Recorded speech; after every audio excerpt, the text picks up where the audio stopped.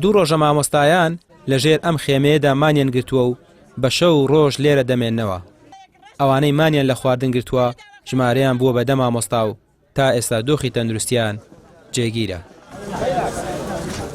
لە ڕووی تەندروستی تەبان ڕۆژانە سپاس بۆ تیمەکانی تەندروستی کە بەردەوام چاودێریمانەکەن و لەگەڵمانن تا ڕادێک لەخوا بەجا بێت دۆخی تەندروستیمان باشە و ژمارەی مانگرتوەکانش لە ڕۆژی یەکەم زیاترە ڕۆژی یەکەم بۆ مانگرتو بۆ ئەمڕۆ بۆ بە 10 مانگرتو و خەڵکی تریش زۆر هاتووە بەوەی بەشدار بێت لە مانگرتنەکە بەڵام ئێمە لەبەرەوەی هەندێکیان باری تەندروستیان باش نەبوو هەندێکیان تەمەنیان زۆر بووە ڕێگەمان پێ نەداوەمان بگرن وتومانە ئەو وەجبەیە کە ئێمە دەستمان پێکردو بەردەوامی پێدەن ئێوە هاوکارمان بن و ئینشاڵڵا هەر بەردەوامشینەوە سواز بۆ خوددەنگدانەوەیکی باشی دروست و لە ڕایەکی گشتیە هیوادارین ئەنجامێکی باشی هەبێت.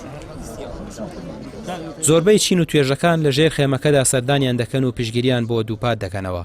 لەوانە مامۆستانی کەرکووک کە پێیان وتون پاڵپشتی تەواوی ناڕەزایەتیەکانتان دەکەین و داواکاری ئێوە داواکاری ئێمەشە.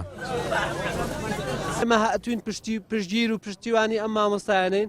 ئەم مامۆستایانە هەموو مامۆستایانی کوردستان هیچ تاوانێکیان نەکردووە، هیچ زەمبێکیان نییە، هەتاکەی حکوومەتی هەرێمی کوردستان لایەن لێ ناکاتەوە، هەتاکەی قوت و بژێوی ژیانی مامۆستایان بەو شێوەیە بێ.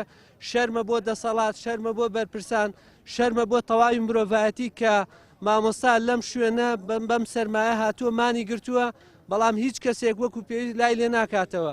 داواکارین بە زووترین کات حکوومەتی هەرێمی کوردستان و حکوومەتی بەغداش بەڕاستی دەبێت لەوە تێبگا کە ئەبێ خۆی خاوەندارێتی ئەم قەزەیە بکە، ئەبێ چیتر چاوەڕێی ئەمان نەکە، ئەبێ خۆی بەم پەیامە هەستێ. ناکرێ حکوومەتی عێراقیش دەستی بەدەستی بە فەرمانبەر و مامۆستای هەرێمی کوردستان بکە. ئێرە بەردەم نووسنگەی نەتەوەگرتووەکانە لە سلێمانی مامۆستایان دەڵێن ئەم خێمەیە کۆناکەینەوە و دەست لە مانگرتنی هەڵناگرین تا داواکاریەکانمان بۆ جێبەجێ دەکرێت کە موچە و تەوتین و پلەبەرزکردنەوەیە. ڕێگەی دووەمیشمان وەکو لەم لافیتەیەدا نووسیمانە و هەڵمان واسیوە مردنە لە پێناوی ژیان. ڕامیار عوسمان کەناڵی پێام سلێمانی.